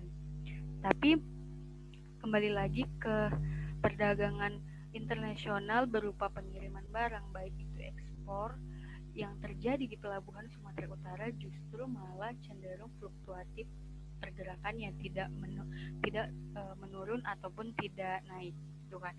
Namun kita lihat bahwasannya pertumbuhan ekonomi Sumatera Utara pada triwulan 3 tahun 2020 itu sudah menunjukkan perubahan ke arah yang lebih baik, sekitar mungkin tumbuh 3,13% dibandingkan kondisi triwulan kedua tahun 2020 yang dimana pada saat itu pandemi COVID masih sedang marak-maraknya gitu lah kan. Kemudian perbaikan ekonomi Sumut tersebut juga ditopang oleh lapangan usaha seperti transportasi dan pergudangan.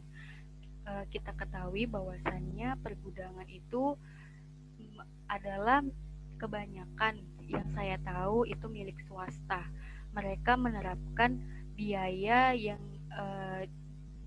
harus dibayar oleh pihak pengirim untuk menyimpan barangnya di gudang mereka. Di daerah kawasan industri Medan tersebut banyak pergudangan-pergudangan yang mereka menawarkan jasa pengiriman atau penyimpanan barang, baik itu dalam bentuk mungkin barang curah atau barang in-bag atau mungkin barang cair. Mereka itu memiliki sistemnya masing-masing. Kemudian ketika masa pandemi COVID, justru penumpukan yang terjadi di gudang yang saya ketahui pada saat saya bekerja di daerah kawasan industri Medan justru tidak sesuai yang kita bayangkan gitu. Mungkin kita berpikir bahwasannya ketika COVID maka proses pengiriman barang itu susah sehingga membuat barang-barang tersebut itu menumpuk. Namun nyatanya tidak. Kenapa? Karena moda transportasi darat yang mereka tawarkan seperti jasa jasa peminjaman dari depo kontainer, kemudian dari jasa dump truck yang mereka gunakan untuk mengirim barang dari kebun satu, misalnya ini aspek dari gudang pupuk gitu ya, dari kebun satu ke kebun yang lainnya, itu justru malah semakin meningkat gitu. Perharinya mereka bisa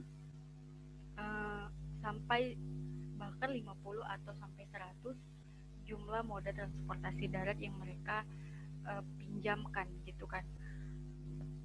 Kemudian terkait dengan bea dan cukai, mungkin saya juga kurang paham dengan hal itu. Tapi yang saya ketahui bahwasannya regulasi atau peraturan yang mereka terapkan ketika masa pandemi COVID yang terjadi saat ini dengan pengiriman ekspor atau impor, itu mereka hanya menekan ke dalam biaya logistik tersebut gitu. Itulah yang dikenakan kepada biaya demurrage. Mungkin demurrage itu termasuk biaya pelayanan, karena ketika biaya demurrage itu dikenakan kepada pelayaran apabila lamanya kapal itu bersandar melebihi overload gitu. Namun di balik itu juga mereka dikenakan biaya seperti infrastruktur, regulasi dan lain sebagainya. Itu yang saya pahami seperti itu. Kemudian kalau kita boleh tahu bahwasannya di Pelabuhan Belawan khususnya itu biaya demurrage saat ini mereka hanya dibatasi waktu bersandar kurang lebih 3 hari. Awalnya itu 8 hari, kemudian berganti lagi menjadi 3 hari. Itu sesuai dengan mungkin dari kunjungan kerja PT Pelindonya sendiri mengurangi hari pembatasan hari tersebut. Namun mereka juga ada berkeinginan atau berinisiatif untuk menjadikan batas hari demurrage itu hanya 1 hari gitu. Jadi ketika kapal itu bersandar lebih dari 1 hari, maka mereka juga dikenakan biaya demurrage. Seperti itu Bapak Ihsan, terima kasih. Ya, makasih Bu Vivi. Terima kasih Bu Vivi. Apakah Bu Dewi ada yang mau ditambahkan, Bu?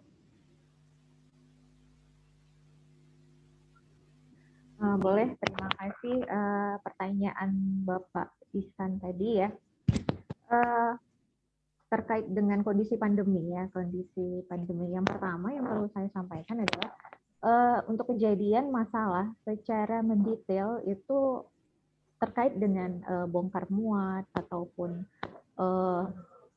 apa sih yang ada dengan kesenjangan harga atau perubahan yang terkait di lapangan itu kan implementasi daripada subsistem ya. Nah, kalau di kita ini membahas bagaimana sih sebagai si subsistem ini sebagai penggerak untuk pertumbuhan gitu. Nah, pertumbuhan. Lalu kemudian di dalamnya juga terdapat infrastruktur yang memadai. Nah, selama COVID-19 itu mau tidak mau ya memang tidak hanya urusan logistik maritim, semuanya subsektor juga pasti ada tentu perubahan menjadi masalah dan juga tentu ada mengakibatkan ketimpangan daripada harga yang ada di pasar untuk semua komponen atau untuk semua subsektor yang ada, baik sektor maupun subsektor yang ada dalam PDRB seperti itu. Nah, tapi ya itulah siklus ekonomi secara alamiah memang begitu. Nah, tapi bagaimana peran pemerintah ini untuk mendorongnya, ya balik lagi kalau kita memang menganut sistem perekonomian terbuka tadi, kalau bisa dibilang sih sistem perekonomian terbuka selama ini kan menyangkut tentang mengandalkan bagaimana barang-barang bongkar muat ini bisa didistribusikan baik antar daerah maupun antar negara, itu yang mendorong pemasukan negara gitu kan, itu yang mendorong pemasukan daerah gitu. Tapi kan selain itu juga ada komponen lain kalau bisa yang menjadi penggerak pertumbuhan. Nah, masalah daripada logistik maritim ini tadi ya tentu yang disampaikan narasumber satu tadi ya kan, kalau untuk tentu tidak hasil dari nilai pertumbuhan tadi kan justru bergeraknya tidak berubah gitu kan, masih aman gitu.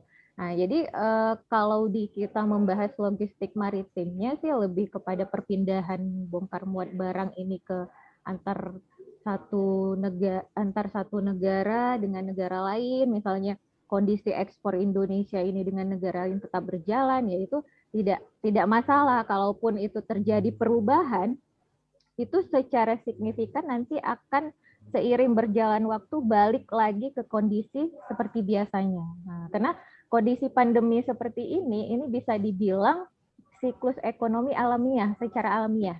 Pasti akan terjadi 10 tahunan, 20 tahunan, seperti itu.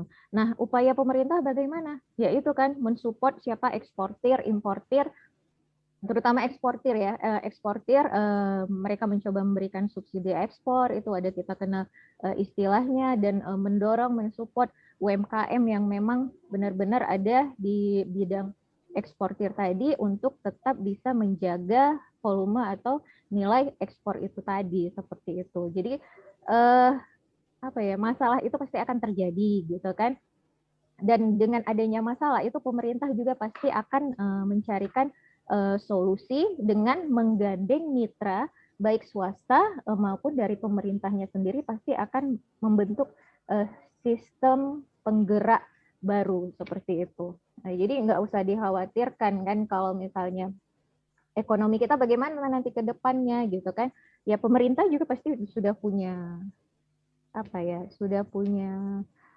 ininya sendiri, sudah punya caranya sendiri bagaimana untuk tetap menggerakkan angka pertumbuhan ini tadi. Jadi nggak perlu kita khawatirkan juga ini akan berlanjut nggak sampai 10 tahun mendatang. Tidak mungkin, karena tidak ada negara yang menginginkan kondisi ekonominya selalu terpuruk. Kenapa perdagangan internasional juga masih terus berjalan? Karena yang namanya negara-negara menganut sistem perekonomian terbuka, itu mereka tidak mau nonaktif kegiatan perdagangannya. Kenapa? Itu sumber pendapatan. Seperti itu. Oke. Saja dari saya. Saya kembalikan ke Bu. Ya, setuju kali Bu Dewi. Saya setuju dengan itu Bu Dewi, karena memang mungkin ya kalau ke depan sih kita sudah yakin lah ya, pemerintah juga punya cara dan metode yang untuk mengatasi hal ini, karena memang mungkin itu terjadi pada awal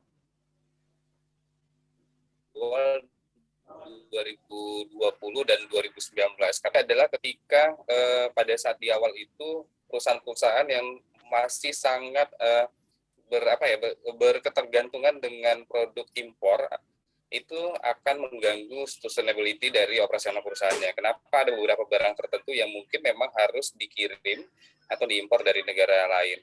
Ya, mungkin itu saja. Terima kasih Bu Dewi, Bu Vivi atas sharingnya. Iya, sebagai tambahan itu tadi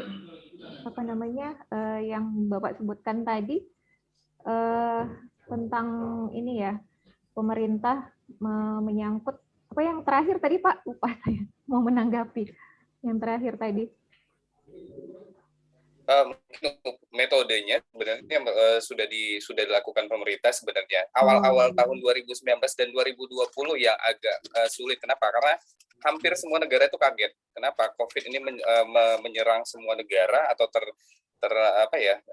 terkena pandemi COVID ini, ya tidak siap dengan infrastruktur dan lain halnya. Kenapa? Karena ada lockdown dan segala macam. Apa impact-nya? Impact-nya adalah ketika negara-negara tertentu, terutama misalnya Indonesia, khususnya Sumatera Utara, ada barang-barang yang mungkin harus diimpor dari luar, itu harus menunggu dan mungkin itu akan menjadi kendala ketika stoknya itu tidak ada. Seperti itu sih Bu Dewi. Tapi mudah-mudahan ke depan dan 2021 kemarin juga udah terjadi kenaikan lonjakan ya, dalam artian pandemi itu sudah bisa teratasi dalam tanda kutip, sudah dengan pengendalian yang cukup.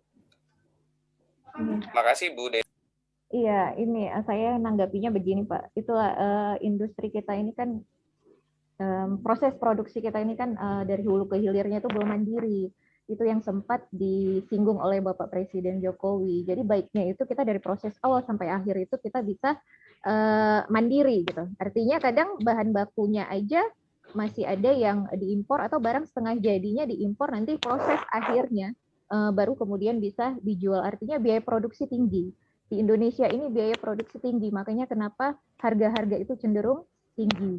Beda dengan negara tetangga kita. Makanya harapan Presiden Jokowi adalah ketika kita sudah mandiri dalam proses produksinya, itu akan sangat membantu. Jadi ketika juga terjadinya pandemi, karena kita tadinya masih belum mandiri, semakin terkena dampaknya. Dari hulu ke hilirnya itu terjadi kendala seperti itu. Ujungnya kemana? Harga gitu kan? Harga itu yang paling memberikan dampak kepada kita di aktivitas ekonomi sehari-hari gitu. Nggak usah rumah tangga sebagai pelaku ekonomi. Perusahaan tentu sangat merasakan itu gitu kan. Nah, itu sih tambahan dari saya. Terima kasih. Terima kasih Bu Dewi. Oke, ini ada lagi dari mahasiswa kita S2, Aldi Agustino. Nah, dia bertanya, apakah efektif dalam satu provinsi itu memiliki lebih daripada satu pelabuhan besar internasional, atau pelabuhan besar itu cukup satu saja di dalam satu daerah atau satu provinsi? Nah, saya rasa Ibu Vivi atau Ibu Dewi bisa memberikan jawabannya. Yang merah-merah itu.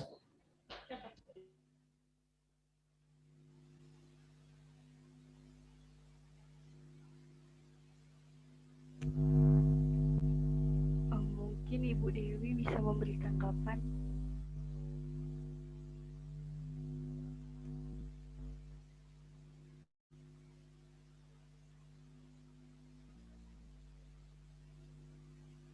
Oke, pertanyaan yang di chat ya.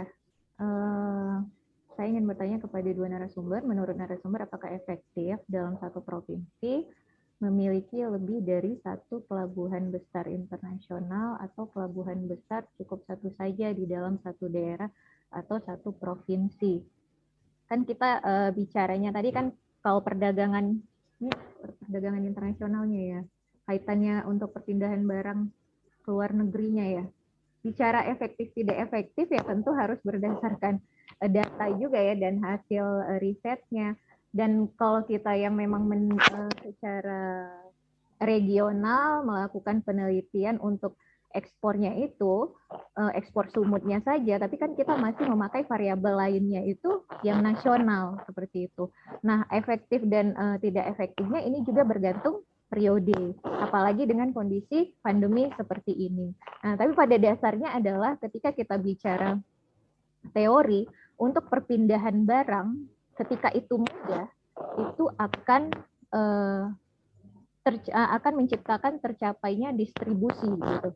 Distribusi barang jasa dan distribusi juga pendapatan seperti itu. Nah, jadi tentu ada gunanya juga kenapa dibuat kawasan industri, ya tidak hanya satu, tapi juga ada di tempat yang lain, di titik yang lain, dan ada juga pelabuhan ada dibangun di satu titik, juga di satu titik yang lain, itu tentu akan mempermudah. Nah, kita belum bisa lihat efektif atau tidak efektifnya, toh juga pembangunan itu kan baru ya. Pembangunan itu baru, salah satunya kan yang tadi dibahas itu pelabuhan Kuala Tanjung tadi.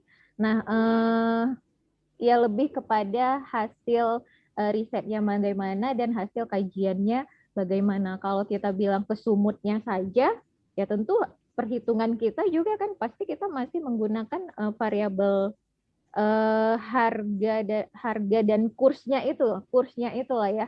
Kursnya itu kalau dalam perdagangan internasional kan kita masih memakai kurs yang variabel domestiknya itu dan dibarengi dengan variabel domestik lainnya. Jadi kalau misalnya terhitung regional saja, saya belum bisa menyimpulkan bahwasanya apakah itu efektif, tidak efektif, dan juga belum berjalan 10 tahun ya, masih 5 tahun. Mungkin didukung dengan data, bisa seperti itu. Oke. Itu saja dari saya, Bu Wahyu. Mungkin nanti ada ditambahkan. Baik, terima kasih. Apakah Ibu Vivia mau menambahkan? Saya rasa sudah cukup, Bu. Oke. Atau ada lagi yang ingin bertanya? Izin Bu Wahyu. Baik, Bapak Kaprodi, saya persilakan Pak untuk bertanya kepada kedua narasumber kita. Terima kasih Bu Wahyu. Ada mungkin perlu juga ada satu pertanyaan sedikit saja. Ini bukan pertanyaan menguji Vivi, tapi memang sebuah pertanyaan yang kami semua mungkin perlu tahu juga karena kan Vivi berpengalaman di bidang mungkin pengiriman barang ataupun logistik. Nah, kita tahu bahwasanya kalau pengiriman barang itu kan bahasa internasionalnya di situ ada dwelling time. Apakah bongkar muat itu cepat dia atau karena kan berhubungan dengan efisiensi, semakin cepat waktu dwelling time-nya tentu menguntungkan bagi yang melakukan ekspor gitu. Nah, dan sebaliknya kalau lama tentu biayanya mungkin besar. Namun itu bagaimana keadaan saat ini yang terjadi di Belawan yang kita bilang ataupun di Pelindo 1 gitu, sebagai pengguna jasa Pelindo mungkin. Selanjutnya mungkin untuk Bu Dewi saya minta pendapat. Kalau seandainya ibu kota baru ini memang pindah ke arah sana, Bu Dewi, tentu akan ada pengalihan ataupun perjalanan yang panjang nanti dari provinsi ke pusat ibu kota. Ini juga berhubungan dengan efisiensi juga dalam pengangkutan barang. Apakah ini nanti akan berpengaruh, Bu Dewi? Karena selama ini kan tujuan akhir kita kan mungkin pelabuhan yang di Tanjung Priok mungkin selama ini. Nah, kalau nanti di sana dibuat lagi yang lebih apakah itu sebenarnya dampaknya positif atau ada juga negatif? Terima kasih, Bu Wahyu. Baik, terima kasih Pak Kaprodi. Baik, saya serahkan ke Bu Vivi dulu, Bu. Ada yang mau disampaikan? Terima kasih atas pertanyaannya Pak BE. Izin saya menjawabnya. Dalam proses pengiriman barang itu pasti ada namanya dwelling time benar. Nah, bagaimana proses bongkar muat di pelabuhan Belawan yang saat ini terjadi? Belum terlihat efisien dan efektif karena mereka masih banyak yang terkendala oleh infrastruktur, kemudian dari regulasinya dan dari ketidakstabilan cuaca. Nah, ketiga hal itulah yang akhirnya membuat pengirim barang atau kita bilang importirnya itu harus membayar biaya logistik, yaitu tadi biaya demurrage yang dikenakan mungkin 50 sampai 100 juta per harinya. Nah, dari situ mereka mengeluh karena terlalu tinggi angka dari biaya logistik tersebut. Apa dampak negatif yang kita dapat ketika angka biaya logistik tersebut tinggi? Yaitu persaingan usaha, karena pihak Pelindo mengatakan di kunjungan kerja mereka dengan lembaga persaingan usaha, beliau mengatakan bahwasannya biaya logistik di Pelabuhan Medan ini jauh lebih tinggi dibanding dengan pelabuhan di daerah Jawa. Oleh karena itu, pelabuhan di Belawan dalam persaingan usahanya sangat kalah dengan pelabuhan-pelabuhan di daerah Jawa. Begitu, mungkin itu saja Pak. Terima kasih.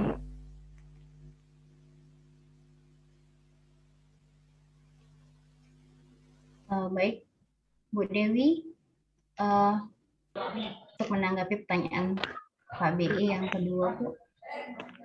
Ya, terima kasih kepada Pak BE, terima kasih Bu Wahyu. Menanggapi tentang ini ya, wacana pindah ke ibu kota baru ya.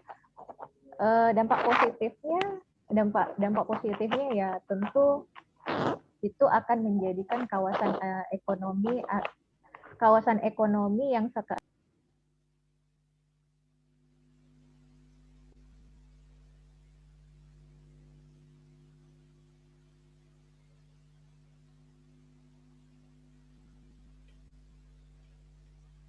jam 2 itu dengan di antara 5 pulau besar yang ada di Indonesia yang paling eksis dengan kawasan industrinya itu ya Jawa dan Sumatera. Nah, jadi maksud dari pemerintah ini kan pemerataan juga gitu. Mau dimajukan juga pulau berikutnya gitu ya, itu tertuju pada Kalimantan ini ya mungkin ya hasil kajiannya ya itu sangat potensial seperti itu. Dasarnya adalah karena kita ini sudah sistem ekonomi terbukanya berkelanjutan yang kita tahu mungkin tidak akan terhenti gitu kan. Jadi mitra-mitranya Indonesia dan pertumbuhannya Indonesia ini juga bergantung bagaimana koordinasi dengan negara lain. Jadi sudah memang benar-benar sangat terbuka untuk urusan ekonomi dari satu negara dengan negara lain. Jadi aksesnya itu biar mudah gitu. Nah, jadi perpindahan ibu kota baru itu pasti tujuannya juga supaya ada kawasan ekonomi yang baru gitu, kawasan industri terutama. Apalagi kalau di Jawa ini kan pulaunya pulau kecil gitu kan, pulau kecil tapi ibu kota yang di sana itu tersentra di sana semua aktivitas ekonomi gitu. Nah, pemerintah ingin mungkin ada penyebaran untuk di wilayah timur tadi sehingga akses dari negara lain juga untuk urusan perdagangan internasional atau untuk urusan hubungan internasional itu lebih memudahkan. Dampak negatifnya ya pasti tentunya akan memakan biaya gitu kan. Nah, kita tidak tahu multiplier efek daripada pembangunan ibu kota baru yang ada di Kalimantan itu 10 tahun mendatang itu bagaimana, 20 tahun mendatang itu bagaimana. Tentu sudah berdasarkan kajiannya. Jadi kalau menurut saya sih akan dibangun kawasan industri baru dan pelabuhan sebagai infrastruktur tadi, baik pelabuhan udara, pelabuhan laut, yang memudahkan penyebaran atau distribusi barang gitu ya, distribusi barang antar satu negara dengan negara lain, yaitu antar Indonesia dengan negara terutama yang Asia Tenggaranya ini, bagaimana memudahkan akses di kawasan ASEAN ini untuk ke Indonesia-nya. Itu dampak positifnya, pasti pertumbuhan kita juga akan naik dan itu terjadi secara merata. Dampak negatifnya ya tentu itu memakan biaya, budget gitu kan, uang negara juga, anggaran negara juga harus ada ke sana seperti itu. Itu saja yang bisa untuk sementara, itu saja sih yang bisa saya komentari, Pak. Ya, makasih Bu Dewi atas jawabannya. Mungkin untuk sekilas info dari saya, insya Allah bulan 2 ini juga kita membuat diskusi ilmiah dengan judul Ibu Kota Nusantara, apakah sebuah upaya dalam pemerataan pembangunan. Kebetulan narasumbernya adalah mantan Kepala Bappenas, Bapak Dr. Andriano Caniago. Kita sudah berkomunikasi. Beliau adalah penggagas perpindahan ibu kota baru ke Kalimantan. Insya Allah bulan ini akan kita hadirkan sebagai narasumber untuk diskusi ilmiah. Makasih Bu Wahyu, makasih Bu Putri, makasih Pipi. Baik, terima kasih Pak BE. Ada lagi yang ingin bertanya? Atau kalau tidak ada, segera kita tutup. Baik, kesimpulan daripada kedua pemateri kita, menurut Bu Vivi ada dampak daripada ekonomi maritim itu terhadap pertumbuhan di Sumut. Nah, itu meningkatkan PDRB Sumut dan melalui kegiatan ekspor impor, lalu ada taraf kesejahteraan masyarakatnya dan menambahkan devisa cadangan negara.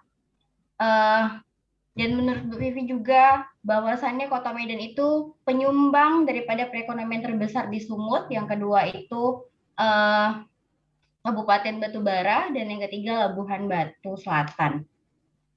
Nah, kalau dampak positifnya yang disampaikan oleh Bu Vivi bahwasannya tingginya angka logistik itu dapat menurunkan PDRB. Nah, berikut juga yang disampaikan oleh Bu Dewi bahwasannya kawasan Kek Simangke itu mendorong pertumbuhan ekonomi di Sumut dan seluruh aktivitas daripada perdagangan internasional juga mendorong pertumbuhan ekonomi. Nah, nanti kita juga bisa, saya rasa Pak, ini saran dari saya ya Pak BE, selaku Kaprodi Pak, kiranya kita sesekali bolehlah Pak mengajak mahasiswa untuk main-main ke Kek Simangke gitu ya Pak. Biasanya itu kita boleh minta persetujuan dari PTPN 3 kalau saya tidak salah. Mungkin Pak Ihsan nanti bisa membantu untuk kita berkunjung melihat Kuala Tanjung itu sendiri. Nah, selama ini kan Pak kita hanya main-main ke desa binaan aja ya Pak, di Tanjung Tiram ya Pak. Sesekali mungkin kita boleh ke Kek Simangke ya Pak untuk melihat Kuala Tanjung di sana. Baik, terima kasih untuk pemateri kita yang begitu luar biasa hari ini kepada Ibu Vivi Adianti SE dan Ibu Dewi Maharani Rangkuti SEMSI. Selanjutnya saya kembalikan kepada MC. Terima kasih. Assalamualaikum warahmatullahi wabarakatuh.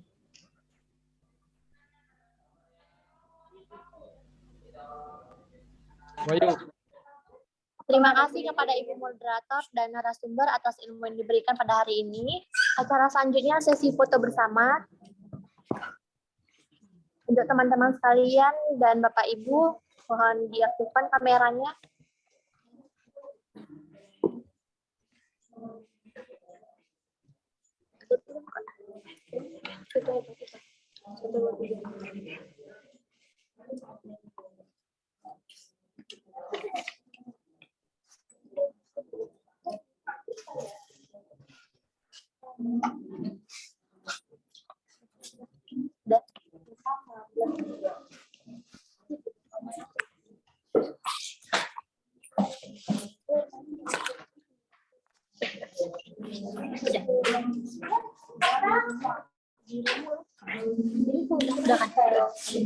Alhamdulillah kita telah sampai di penghujung acara. Terima kasih banyak kepada narasumber, moderator, serta teman-teman yang telah menyimak acara dari awal hingga akhir. Semoga ilmu yang didapat pada hari ini dapat bermanfaat bagi kita semua. Saya sebagai pembawa acara pada hari ini menyampaikan mohon maaf atas salah kata. Akhir kata terima kasih dan wassalamualaikum warahmatullahi wabarakatuh. Waalaikumsalam warahmatullahi wabarakatuh. Terima kasih Bu Rahima, Pak Wilchan masih hadir sampai di penghujung. Terima kasih Bu Dewi. Sama-sama. Terima kasih Bu Dewi. Ya, Pak. Bu Vivi. Selamat juga buat Bu Dewi. Apa Pak? Apa Bu Dewi pengganti Puja. Oh, Ya. iya Pak. Nanti mulai hari Senin sudah Senin berkantor. aktifnya. Untuk teman-teman, link absensinya ada di chat ya. Jangan lupa. Bu Ayu, makasih Bu Ayu. Makasih juga Pak. Ya, nanti kita jalan-jalan ke Semangke nanti. Iya Pak, kayaknya anak EP emang harus ke sana Ya, tuh, Pak. itu field trip dia memang. Nanti dosen pengampu mata kuliah yang mengajukan itu, Bu Ayu. Iya, karena Wayu juga pernah sekali sih Pak ke sana. Pernah ya? Nah, ya saya rasa memang sepertinya itu kan menambah informasi dan wawasan juga untuk mahasiswa Pak. Agar mereka tahu bukan hanya di Belawan pelabuhannya, tetapi di Kuala Tanjung juga ada gitu. Oke, makasih semua. Mohon undur diri. Ya, izin Assalamualaikum live ya, warahmatullahi Kak. wabarakatuh. Waalaikumsalam.